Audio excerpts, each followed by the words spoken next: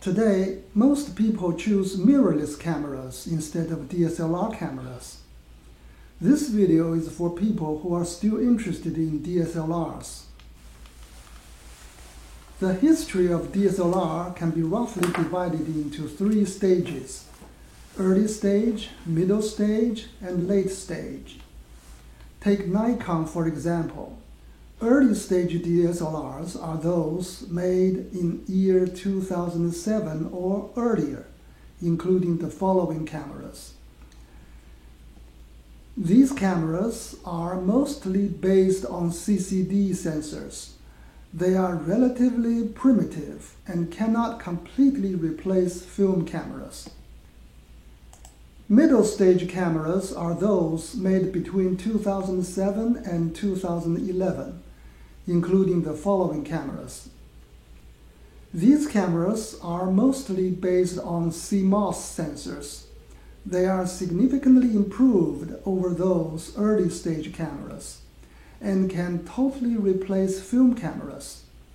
However, their pixel level and low light performance are still modest as compared to later cameras.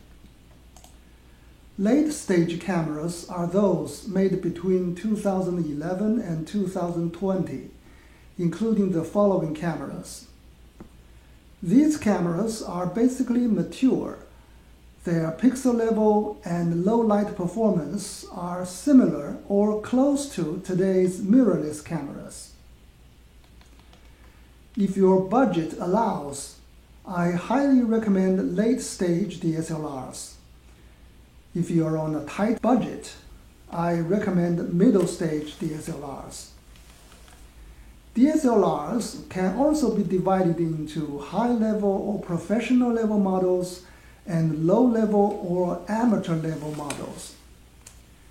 High-level models are better built and have more features, such as accepting manual focus lenses.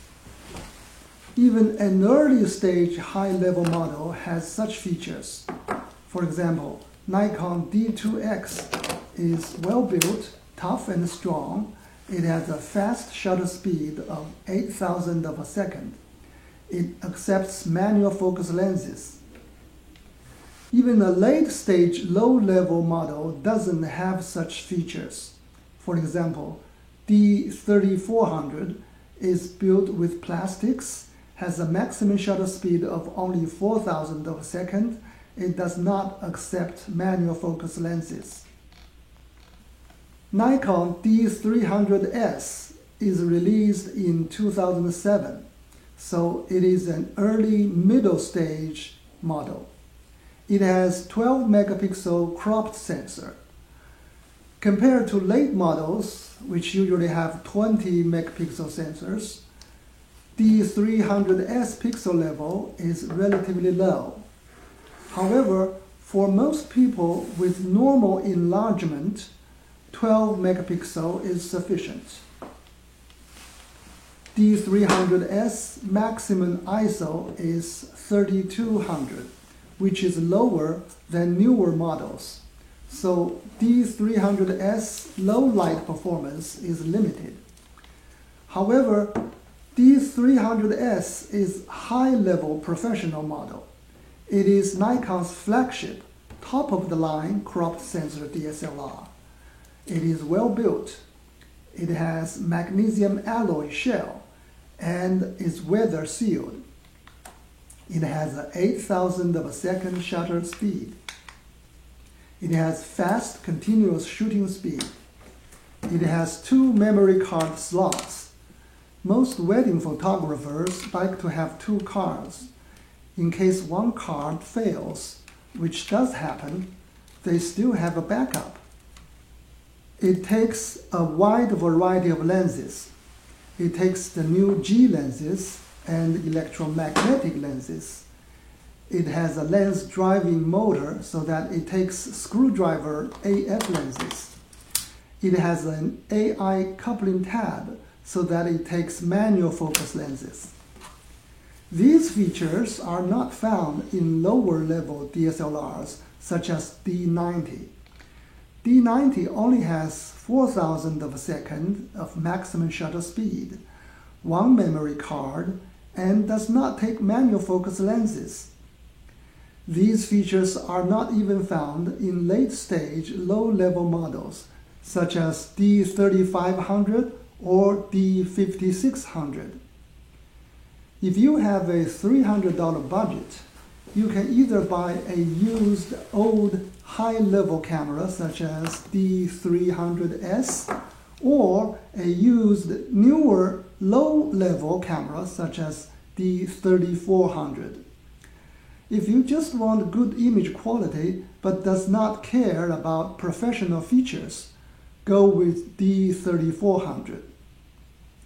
If you are more serious about photography and wants to learn all the tricks, or if you want to experiment cheap manual focus lenses, go with D300S. How about D300? D300 is essentially the same as D300S, except lacking 2 memory cards and the video capability. D300S video quality sucks, but is better than nothing. If you shoot videos a lot, go to Canon. How about D200? D200 is also a high-level camera, but it is an early-stage model. As I mentioned earlier, early-stage cameras are primitive. In the case of D200, its CCD sensor does not perform as well as the CMOS sensor in D300 in terms of resolution, dynamic range, and low light performance. Its battery life is shorter and its LCD screen is primitive. In terms of image quality, D300S generally delivers good performance. Its image quality cannot compete with later models, mainly in terms of dynamic range and high ISO performance. Firstly, because its pixel count is half of those in late-stage models, its image enlargement or cropping capability is more limited. However, most people don't need that high enlargement, and the pixels of D300S are more than enough in most cases. Secondly, because its dynamic range is narrower than late-stage cameras, it may not reveal as much details in a high-contrast landscape picture. However, this only occurs when the exposure is way off. If your picture is properly exposed, the dynamic range of D300S is sufficient.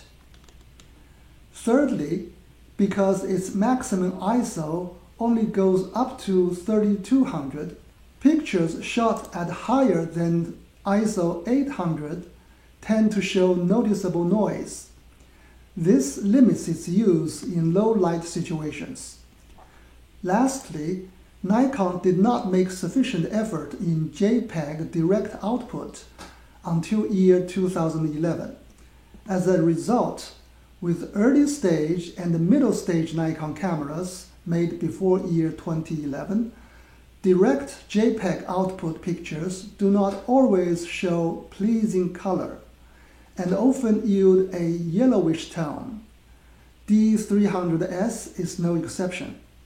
However, if you shoot RAW or if you know how to adjust the color in the menu, the issue does not exist. To summarize, in order to obtain high-quality images with D300S, you should avoid low-light situations, avoid excessive cropping, expose your photos correctly, and shoot RAW or adjust white balance and color settings in the menu before shooting JPEG. If you do these, D300S will deliver image quality as good as today's best mirrorless cameras. I heard some people saying that it is not worth buying such old cameras, as today's cell phone can take better pictures. I'm sure cell phones have tremendous advantages over DSLRs in many ways. However, for a serious photographer, for a student who wants to learn the basics of photography, I just have one question. Can a cell phone manually adjust shutter speed, aperture, and ISO settings, or use a 300mm f2.8 lens, or remotely control a flash? I'm not really a good photographer. Below is a picture of a pineapple shot with my D300S and an Albinar 135mm f2.8 manual focus lens. This lens worth only $10. As you can see from a crop of the bottom section of pineapple, it reveals enough details expected from any modern camera.